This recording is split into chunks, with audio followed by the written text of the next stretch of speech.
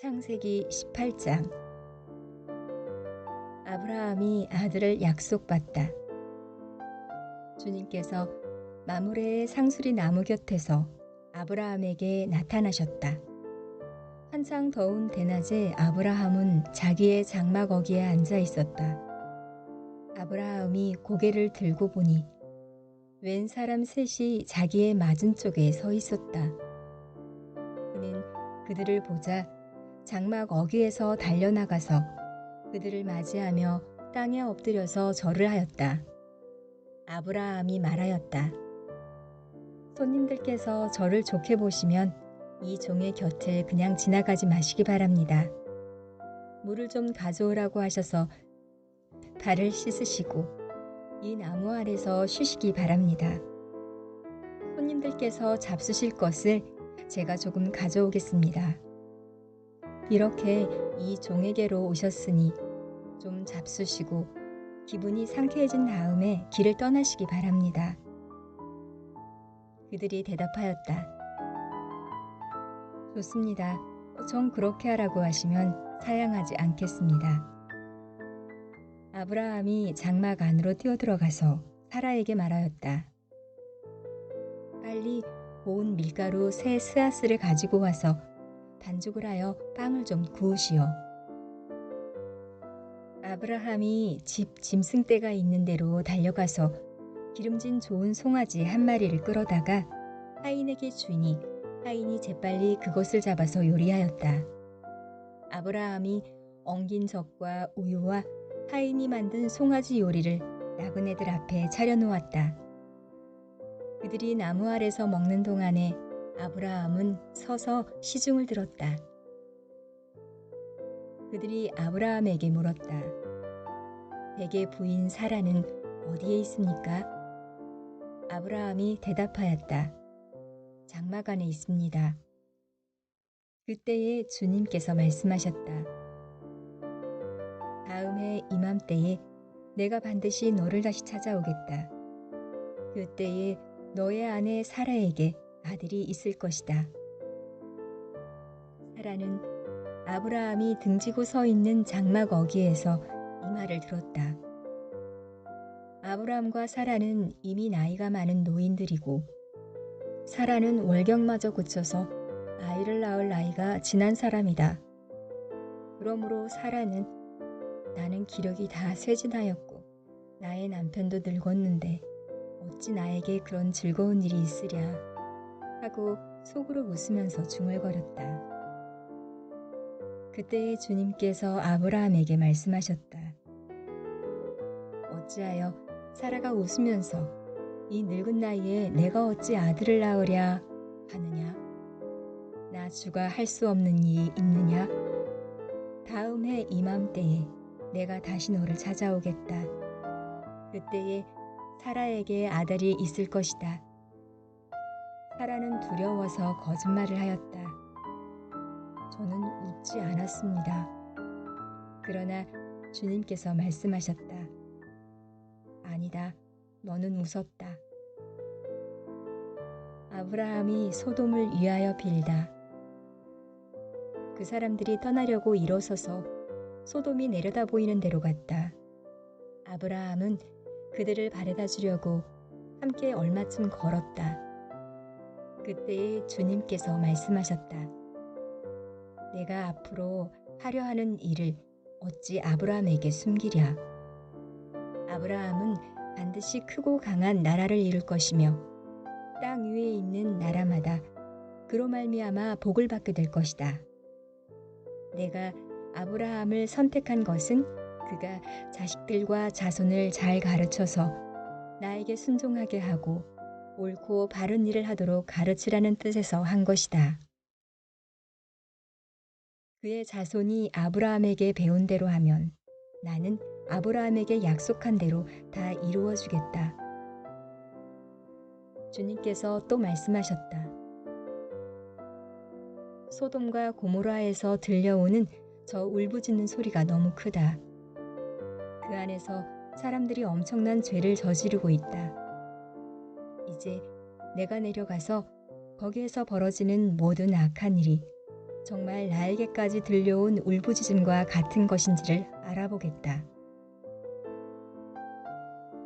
그 사람들은 거기에서 떠나서 소돔으로 갔으나 아브라함은 주님 앞에 그대로 서 있었다. 아브라함이 주님의 가까이 가서 아뢰었다. 주님께서 의인을 기어이 악인과 함께 쓸어버리시렵니까? 그 성 안에 의인이 10명이 있으면 어떻게 하시겠습니까? 그래도 주님께서는 그 성을 기어이 쓸어버리시겠습니까? 의인 10명을 보시고서도 그 성을 용서하지 않으시렵니까? 그처럼 의인을 악인과 함께 죽게 하시는 것은 주님께서 하실 일이 아닙니다. 의인을 악인과 똑같이 보시는 것도 주님께서 하실 일이 아닌 줄 압니다. 세상을 심판하시는 분께서는 공정하게 판단하셔야 하지 않겠습니까? 주님께서 대답하셨다. 소돔성에서 내가 의인 10명만을 찾을 수 있으면 그들을 보아서라도 그 성 전체를 용서하겠다. 아브라함이 다시 아뢰었다. 티끌이나 재밖에 안 되는 주제에 제가 주님께 감히 아뢰입니다. 의인이 10명에서 5이 모자란다고 하면 어떻게 하시겠습니까? 5이 모자란다고 성 전체를 다 멸하시겠습니까? 주님께서 대답하셨다. 내가 거기에서 45명만 찾아도 그 성을 멸하지 않겠다. 아브라함이 다시 한번 주님께 아뢰었다. 거기에서 40명만 찾으시면 어떻게 하시겠습니까? 주님께서 말씀하셨다. 그 40명을 보아서 내가 그 성을 멸하지 않겠다. 아브라함이 또 아뢰었다. 주님, 노하지 마시고 제가 말씀드리는 것을 허락하여 주시기 바랍니다. 거기에서 30명만 찾으시면 어떻게 하시겠습니까? 주님께서 대답하셨다. 거기에서 30명만 찾아도 내가 그 성을 멸하지 않겠다. 아브라함이 다시 아뢰었다. 감히 주님께 아뢰입니다. 거기에서 20명만 찾으시면 어떻게 하시겠습니까? 주님께서 대답하셨다. 20명을 보아서라도 내가 그 성을 멸하지 않겠다. 아브라함이 또 아뢰었다. 주님, 노하지 마시고 제가 한 번만 더 말씀드리게 허락하여 주시기 바랍니다. 거기에서 10명만 찾으시면 어떻게 하시겠습니까? 주님께서 대답하셨다. 10명을 보아서라도 내가 그 성을 멸하지 않겠다. 주님께서는 아브라함과 말씀을 마치신 뒤에 곧 가시고 아브라함도 자기가 사는 곳으로 돌아갔다. 마태복음서 17장. 예수의 변모. 그리고 엿새 뒤에 예수께서는 베드로와 야고보와 그의 동생 요한을 따로 데리고 높은 산에 올라가셨다. 그런데 그들이 보는 앞에서 그의 모습이 변하였다. 그의 얼굴은 해와 같이 빛나고 옷은 빛과 같이 희게 되었다. 그리고 모세와 엘리야가 그들에게 나타나더니 예수와 더불어 말을 나누었다. 그때에 베드로가 예수께 말하였다. 선생님, 우리가 여기에 있는 것이 좋습니다. 원하시면 제가 여기에다가 초막을 셋 지어서 하나에는 선생님을, 하나에는 모세를, 하나에는 엘리야를 모시도록 하겠습니다. 베드로가 아직도 말을 하고 있는데 갑자기 빛나는 구름이 그들을 뒤덮었다. 그리고 구름 속에서 이는 내 사랑하는 아들이다. 나는 그를 좋아한다. 너희는 그의 말을 들어라 하는 소리가 들려왔다. 제자들은 이 말을 듣고서 얼굴에 땅에 대고 엎드렸으며 몹시 두려워하였다. 예수께서 가까이 오셔서 그들에게 손을 대시고 말씀하셨다. 일어나거라. 두려워하지 말아라. 그들이 눈을 들어서 보니 예수밖에는 아무도 없었다. 그들이 산에서 내려올 때에 예수께서 그들에게 명하셨다. 인자가 죽은 사람들 가운데서 살아날 때까지는 그 광경을 아무에게도 말하지 말아라. 제자들이 예수께 물었다. 그런데 율법학자들은 어찌하여 엘리야가 먼저 와야 한다고 합니까? 예수께서 대답하셨다. 확실히 엘리야가 와서 모든 것을 회복시킬 것이다. 내가 너희에게 말한다. 엘리야는 이미 왔다. 그러나 사람들이 그를 알지 못하고 그를 함부로 대하였다. 인자도 이와 같이 그들에게 고난을 받을 것이다. 그제서야 비로소 제자들은 예수께서 세례자 요한을 두고 하신 말씀인지를 깨달았다. 귀신 들린 아이를 고치시다. 그들이 무리에게 오니 한 사람이 예수께 다가와서 무릎을 꿇고 말하였다. 주님, 내 아들을 불쌍히 여겨주십시오. 간질병으로 몹시 고통받고 있습니다. 자주 불 속에 빠지기도 하고 물 속에 빠지기도 합니다. 그래서 아이를 선생님의 제자들에게 데리고 왔으나 그들은 고치지 못하였습니다. 예수께서 말씀하셨다. 아, 믿음이 없고 삐뚤어진 세대여. 내가 언제까지 너희와 같이 있어야 하겠느냐? 내가 언제까지 너희에게 참아야 하겠느냐? 아이를 내게 데려오너라. 그리고 예수께서 귀신을 꾸짖으셨다. 그러자 귀신이 아이에게서 나가고 아이는 그 순간에 나았다. 그때의 제자들이 따로 예수께 다가가서 물었다. 우리는 어찌하여 귀신을 쫓아내지 못했습니까? 예수께서 그들에게 대답하셨다. 너희의 믿음이 적기 때문이다. 내가 진정으로 너희에게 말한다. 너희에게 겨자씨 한 알만한 믿음이라도 있으면 이 산더러 여기에서 저기로 옮겨가라 하면 그대로 될 것이요. 너희가 못할 일이 없을 것이다. 죽음과 부활을 다시 예언하시다. 제자들이 갈릴리에 모여 있을 때에 예수께서 그들에게 말씀하셨다. 인자가 곧 사람들의 손에 넘어갈 것이다. 사람들은 그를 죽일 것이다.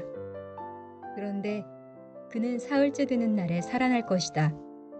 그렇게 말씀하시니 그들은 몹시 슬퍼하였다. 성전세를 내시다. 그들이 가버나움에 이르렀을 때에 성전세를 걷어들이는 사람들이 베드로에게 다가와서 물었다. 여러분의 선생은 성전세를 바치지 않습니까? 베드로가 대답하였다. 바칩니다. 베드로가 집에 들어가니 예수께서 먼저 말씀을 꺼내셨다. 시몬아, 네 생각은 어떠냐? 세상 임금들이 관세나 주문세를 누구한테서 받아들이느냐? 자기 자녀한테서냐? 아니면 남들한테서냐? 베드로가 대답하였다. 남들한테서입니다. 예수께서 다시 그에게 말씀하셨다. 그러면 자녀들을 면제받는다. 그러나 우리가 그들을 걸려 넘어지지 않도록 해야 하니 네가 바다로 가서 낚시를 던져 맨 먼저 올라오는 고기를 잡아서 그 입을 벌려보아라. 그러면 은전한 님이 그 속에 있을 것이다. 그것을 가져다가 나와 네 몫으로 그들에게 내어라. 느헤미야기 7장. 느헤미야가 지도자들을 세우다. 성벽을 다시 쌓고 문들을 제자리에 단 다음에 나는 성전 문지기와 노래하는 사람과 레위 사람을 세우고 나의 아우 하나니와 성체 지휘관 하니야에 예루살렘 경비를 맡겼다. 하나냐는 진실한 사람이고 남다르게 하나님을 두려워하는 사람이었다. 나는 그들에게 일렀다. 해가 떠서 환해지기 전에는 예루살렘 성문들을 열지 말고 해가 아직 높이 있을 때에 성문들을 닫고 빗장을 지르도록 하시오. 예루살렘성 사람들도 경비를 세우시오. 일부는 지정된 초소에서, 일부는 자기들의 집 가까이에서 경비를 서게 하십시오. 포로에서 돌아온 사람들. 성읍은 크고 넓으나 인구가 얼마 안 되고 제대로 지은 집도 얼마 없었다. 귀족들과 관리들과 일반 백성을 모아서 가족별로 등록시키도록 나의 하나님이 나의 마음을 감동시키셨다. 마침 나는 1차로 돌아온 사람들의 가족별 등록부를 찾았는데 거기에는 다음과 같이 적혀 있다. 바빌론 왕 느부갓네살에게 사로잡혀 바빌로니아로 끌려간 사람들 가운데서 많은 사람들이 바빌로니아 각 지방을 떠나 제 고향 땅 예루살렘과 유다로 돌아왔다. 그들은 스룹바벨과 예수아의 느네미야와 아사랴와 라하마야와 라하마니아와 모르드게와 빌상과 비스베렉과 비그에와 르훔과 바하냐가 돌아올 때에 함께 돌아왔다. 이스라엘 백성의 명단과 수는 다음과 같다. 바로소 자손이 1172명이요 스바다 자손이 372명이요 아라 자손이 652명이요 바한 모압 자손 곧 에수아와 요압 자손이 2818명이요 엘람 자손이 1254명이요 사두 자손이 845명이요 삭개 자손이 760명이요 빈누이 자손이 648명이요 부베 자손이 628명이요 아스가 자손이 2322명이요 아도니감 자손이 667명이요 비고의 자손이 2067명이요 아딘 자손이 655명이요 아델 자손 곧 히스기야 자손이 98명이요 하숨 자손이 323명이요 베세 자손이 324명이요 하립 자손이 110명이요 기브온 자손이 95명이다. 베들레헴 사람과 느도바 사람이 188명이요 아나도 사람이 128명이요 벳 아스마와 사람이 40명이요 기랏 여아림과 그비라와 부에롯 사람이 743명이요 라마와 게바 사람이 621명이요 빅마스 사람이 120명이요 베델과 아이 사람이 123명이요 느보의 다른 마을 사람이 52명이요 엘람의 다른 마을 사람이 1254명이요 하림 사람이 320명이요 여리고 사람이 345명이요 로드와 하딕과 오노 사람이 721명이요 스나아 사람이 3930명이다. 제사장은 예수아 집안 여다야 자손이 973명이요 인멜 자손이 1050명이요 바스움 자손이 1247명이요 하림 자손이 1017명이다. 레이 사람은 호드야의 자손들인 예수아와 감미엘 자손이 74명이요 노래하는 사람은 아삽 자손이 148명이요 성전 문지기는 살룸 자손과 아델 자손과 달문 자손과 악굽 자손과 하디다 자손과 소벨 자손인데 118명이다.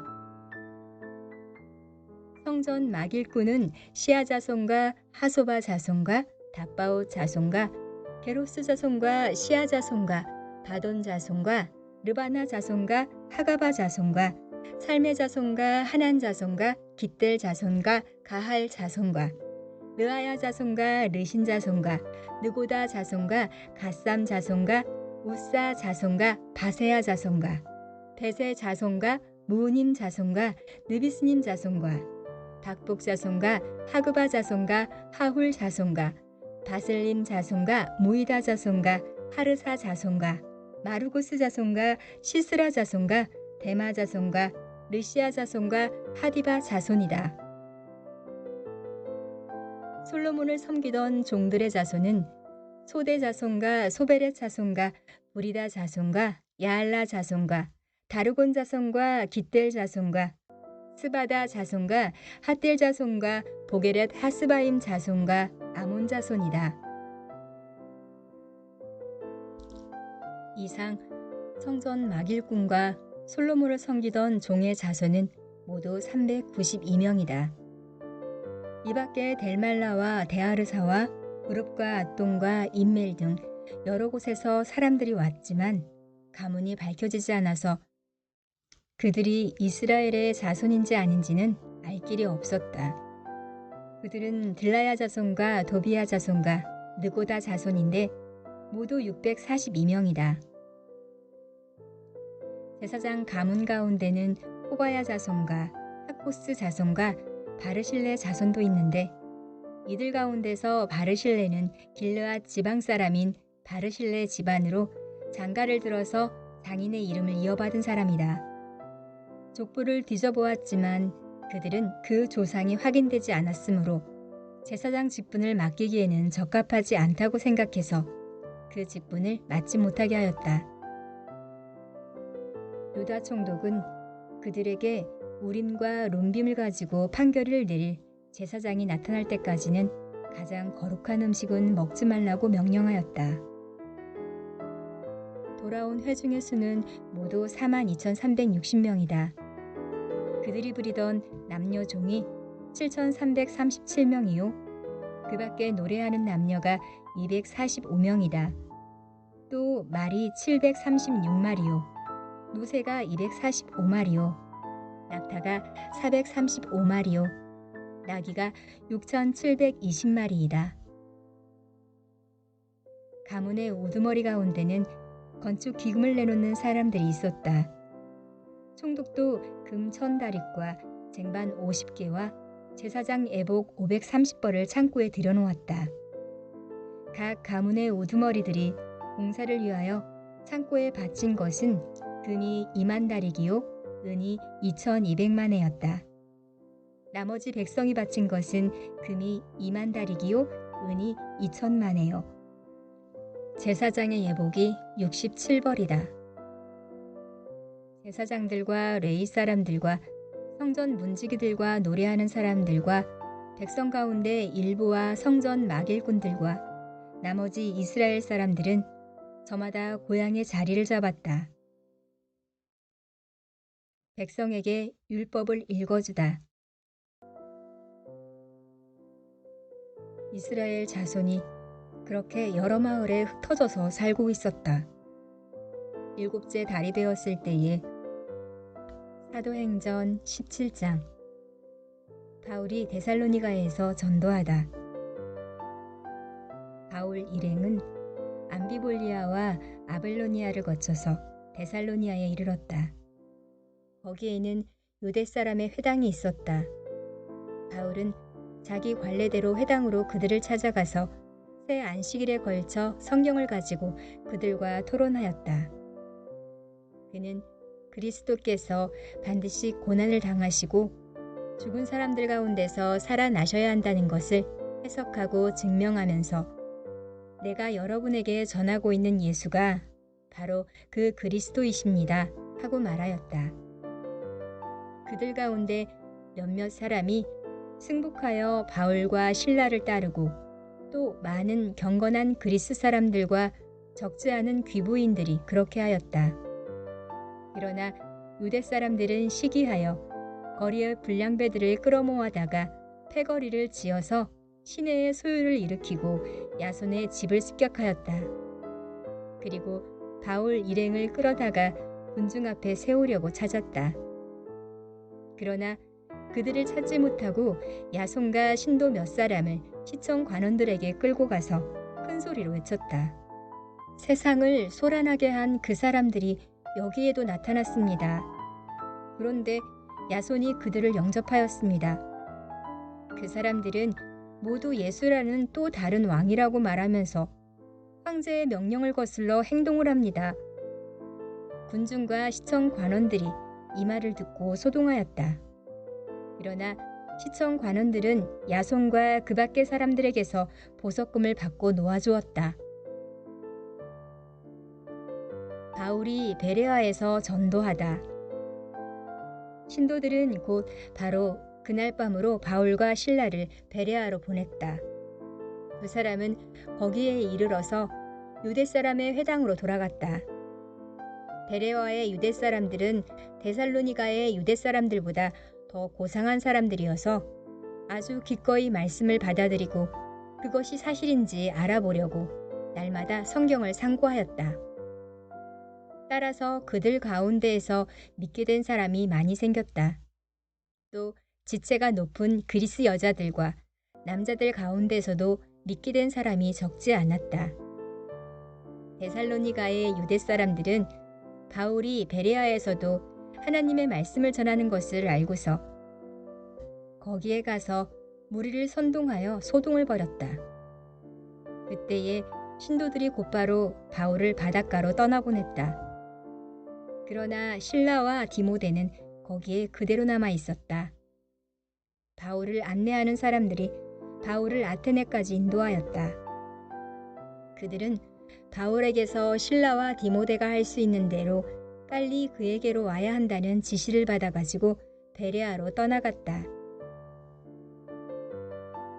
바울이 아테네에서 전도하다.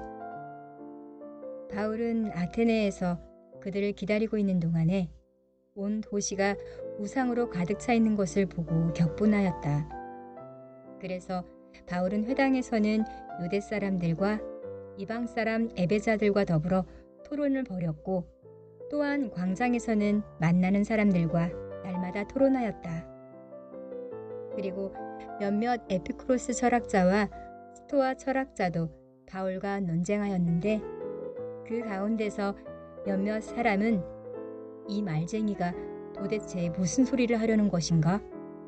하고 말하는가 하면 또 몇몇 사람은 그는 외국 신들을 선전하는 사람인 것 같다 하고 말하기도 하였다. 그것은 바울이 예수를 전하고 부활을 전하기 때문이었다. 그들은 바울을 붙들어 아레오바고 법정으로 데리고 가서 당신이 말하는 이 새로운 교훈이 무엇인지 우리가 알 수 있겠소?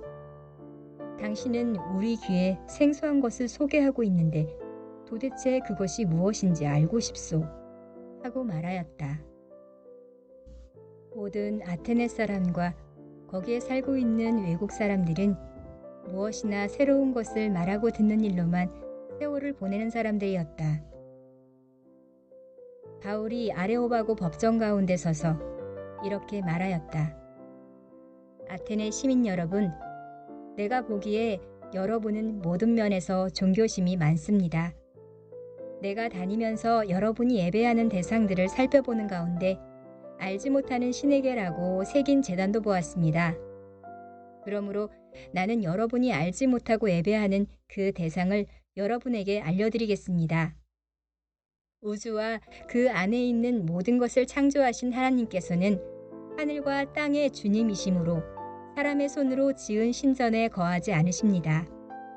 또 하나님께서는 무슨 부족한 것이라도 있어서 사람의 손으로 섬김을 받으시는 것이 아닙니다. 그분은 모든 사람에게 생명과 호흡과 모든 것을 주시는 분이십니다.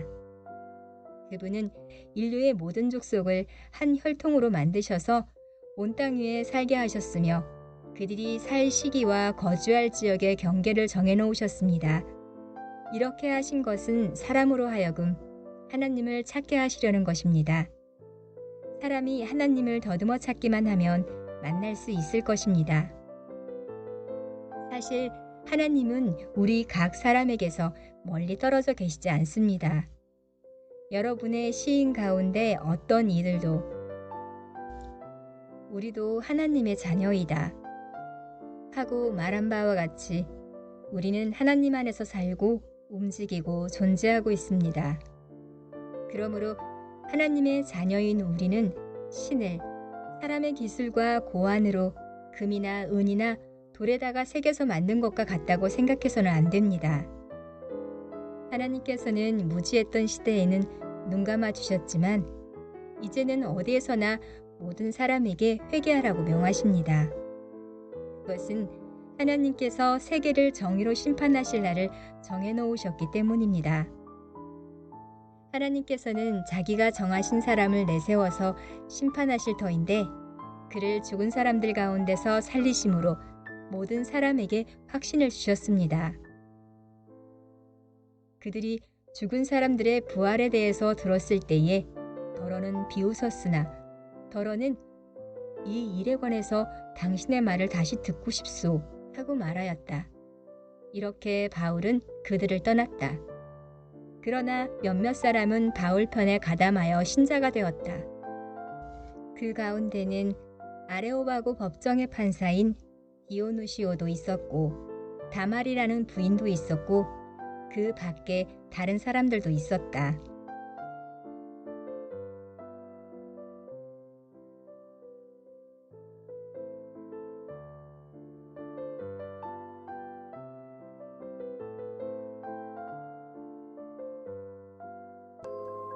서혜정 성우와 함께하는 매일 성경 낭독 챌린지.